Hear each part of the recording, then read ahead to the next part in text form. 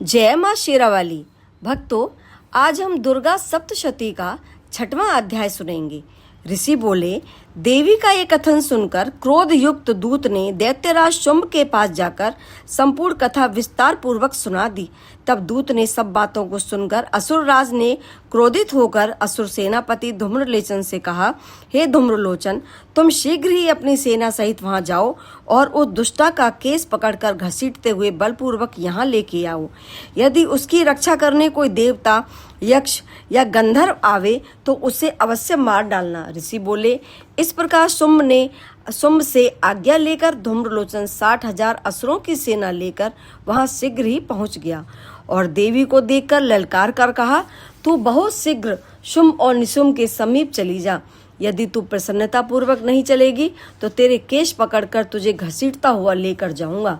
देवी ने कहा, दैत्येश्वर ने तुझ बलशाली को भेजा है, तो यदि तू मुझे बलपूर्वक लेके जाएगा तो मैं इसमें तेरा क्या कर सकती हूँ। ऋषि ने कहा, देवी के ऐसा कहते ही धूम्रलोचन देवी के आगे बढ़ा और उसी समय अंबिका ने हुंकार से उस असुर को भस्म कर दिया। तदंतर असुर सेना अत्यंत क्रोधित हो देवी की तरफ बढ़ी।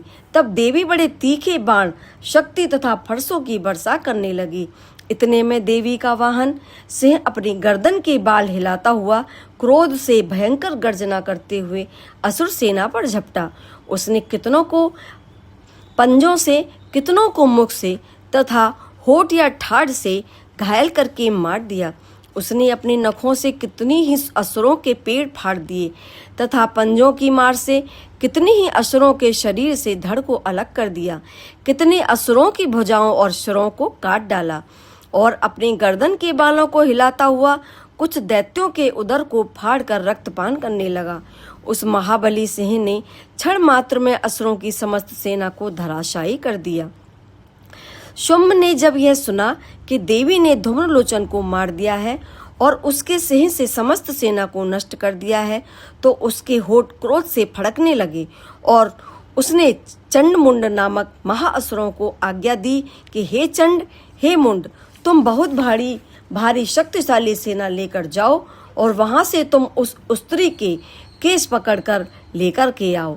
यदि वह न आवे और तुम्हें किसी प्रकार का संदेह हो तो उससे अपनी सेना सहित युद्ध कर उसकी हत्या कर देना और उस दुष्टा तथा उसके सिंह को मर जाने पर भी बांधकर शीघ्र मेरे पास ले आना। इतिश्री मार्कंडेय पुराण के देवी महात्म्य में धूम्रलोचन वध नामक 6वां अध्याय समाप्त हुआ। भक्तों, अगर आपको ये मेरा वीडियो पसंद आया हो तो आप मुझे अगले अध्याय के लिए लाइक, सब्सक्राइब, कमेंट्स जरूर कीजिएगा। जय माँ शेरावाली, जय माँ शेरावाली।